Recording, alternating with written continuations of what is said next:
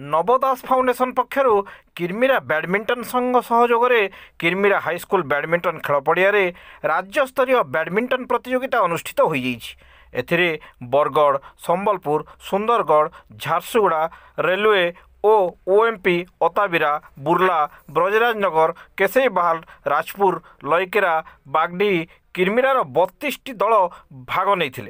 यहाकू अवसरप्राप्त सैनिक सुरेन्द्रनाथ पुजारी, बीजेडी नेता सरोज कुमार नायक, मोहन चंद्र नायक, मिनकेतन बेहेरा प्रमुख जोगदे उद्घाटन करते।